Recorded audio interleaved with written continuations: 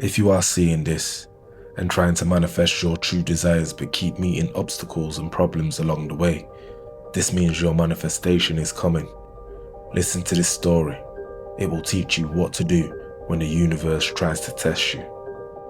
I still remember the day I watched my friend Leon hit rock bottom. It was a Tuesday afternoon, and I was with him outside the Conway studio on Melrose. He stood outside waiting, and when anyone came out, he tried to show them his latest track. Leon had been grinding for 6 years, and desperation was starting to show in his voice. "Hey man, can I show you my music?" Leon pleaded, holding out his phone to whoever would listen. It's got that same Travis Scott energy, but no one was interested. That's when I noticed a man sitting on the steps above a corner store, just watching, listening to everything. Leon wasn't just broke, he was broken. 6 years of producing beats, copying every viral formula, studying every successful artist's career move. He moved to LA with $3,000 and a dream. Now he was down to his last $200 and living in a studio apartment. "I don't get it," he said, as we walked back to the store. "I use the same plugins as Metro Boomin. I watch every YouTube tutorial. I even hired that expensive marketing guy who promised to get me 100k streams." His last track had gotten a combined total of 847 streams. The marketing guy had ghosted him after taking his money. His equipment was being held hostage by a pawn shop until he could pay the interest on his loan. But what really broke him wasn't the failure, it was the copying. Every track he made sounded like someone else's. Every melody was a variation of what was already popular. He'd lost his own voice chasing everyone else's success. As we headed back to Leon's place, the man on the steps spoke up. "You know, I've been sitting here for 3 hours and I've watched you play that same song to 12 different people." We stopped. The man looked to be in his late 40s or 50s. His eyes, they held a kind of deep peace that made the chaos of the streets feel distant. He was a guru of the mystical kind, although we just didn't know it at the time. With a gentle smile, he said, "I don't know anything about music, but I know about human nature, and I can see you're trying to be someone you're not." Leon was confused. "What do you mean?" "You're chasing external validation instead of expressing internal truth. You're asking people to love something that isn't really you, so how can they?" Leon responded, "Look, no offense, but I've studied this game for 6 years. I know what works. You need the right beats, the right melodies, the right marketing strategy." "And how's that working for you?" the old man asked gently. The question hit hard. Leon went quiet. "What story do you tell yourself when nothing goes your way?" the guru continued. Leon looked confused. "What do you mean?" "When your songs don't succeed, when people don't listen, when the streams stay low, what do you tell yourself is the reason?" Leon thought for a moment. That maybe the algorithm is against me, that maybe I need better connections, that maybe I'm just unlucky.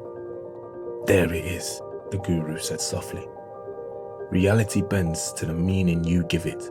You don't experience the world, you experience your interpretation of it.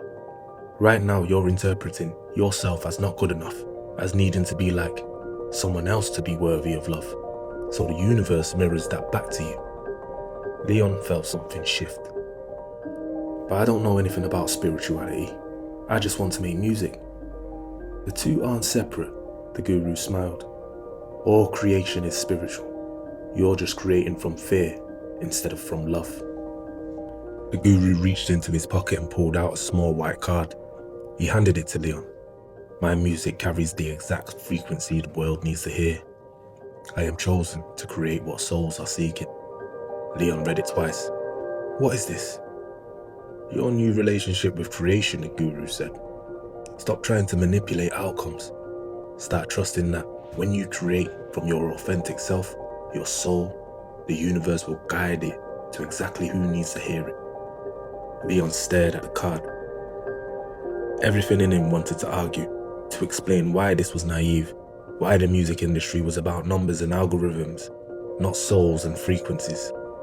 But then he thought about how empty he felt making music that sounded like everyone else. about how disconnected he'd become from the reason he started making music in the first place. What if I fail? Leon asked quietly. You're already failing, the guru said kindly. You're failing to be yourself. At least this way, you'll succeed or fail as the person you actually are. The guru stood up. When you're ready to stop fighting the universe and start working with it, come see me again. Over the next few days, Leon kept coming back to talk to the guru. Slowly, the man's story emerged. 15 years ago, he'd been a successful investment banker.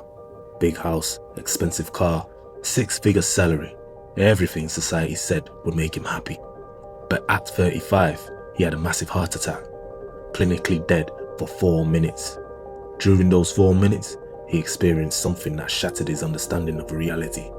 I saw everything, the old man said to Leon quietly. Every choice I'd made, every moment I'd lived for external validation instead of inner truth. I saw that the whole game, the money, the status, the approval, was just distractions from the real work. When he recovered, the man couldn't go back to his old life. He gave away his possessions, left his jobs, and spent 7 years seeking truth. Meditation retreats in India, learning from Zen masters in Japan, studying with Sufi mystics in Turkey. I learned that everything, absolutely everything, is consciousness interpreting itself. Your music, your success, your failures, they're all just reflections of the story you're telling yourself about who you are. But what does that have to do with my music? Leon asked. Everything, David smiled. When you create from your authentic self instead of your fearful self, the universe has no choice but to respond. That's not music industry wisdom. That's spiritual law. Leon started approaching music differently. Instead of asking, what's trending? He asked, what do I need to say?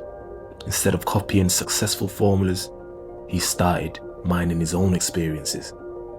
The first track he made was about being broke in LA, about the loneliness of chasing dreams that seemed to run away from you. It was raw, honest, vulnerable. Nothing like the polished, generic beats he'd been making. He almost didn't upload it. It didn't sound like anything on the radio, but something David had said stuck with him. You attract what you are, not what you want. The song got 500 streams in its first day. Not viral, but more than his last 3 tracks combined. The comments were different too. People saying it spoke to them, that it felt real. By the end of the week, it had 5,000 streams, then 15,000. The organic growth was something Leon had never experienced. But then Leon made the crucial mistake. Seeing the success of his authentic track, he tried to recreate it. He analysed what had worked, broke down the formula, and started making authentic music that was actually calculated authenticity. The next 3 tracks flopped completely, worse than his old stuff. The algorithm seemed to abandon him.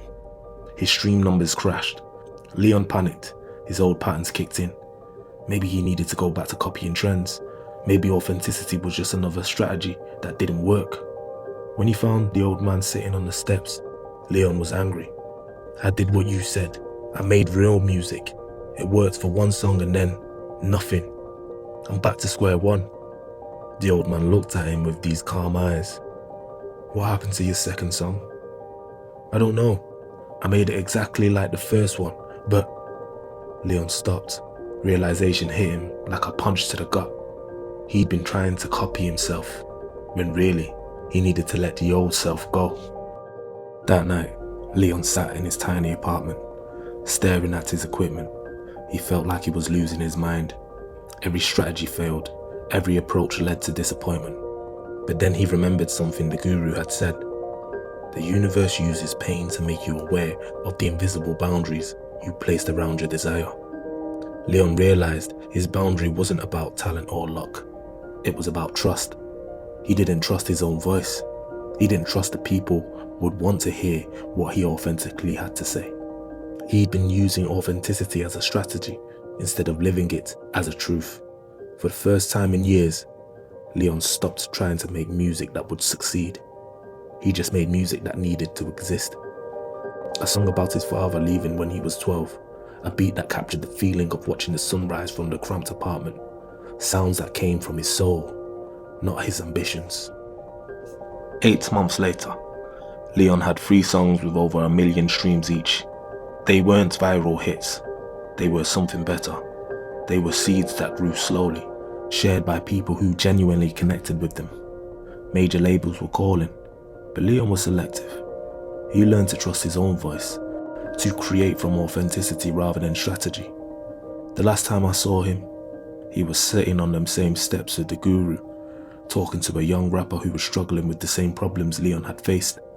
"Stop trying to go viral," I heard Leon say. "Just be real, be you." The Guru smiled and nodded his head. The cycle continued. Just like Leon in this story, you might have been trying to manifest your true desires, shift from one reality to another. But every time you go to manifest something big in your life, you must overcome these 5 universal tests. Number 1, the test of pain. When your strategies fail, ask, what is this showing me about my approach? Pain reveals the gap between who you are and who you're trying to be. Number 2, the test of identity. You must stop being a person who copies others and become the person who trusts their own voice. This means releasing the safety of following formulas. Number 3, the test of cycles.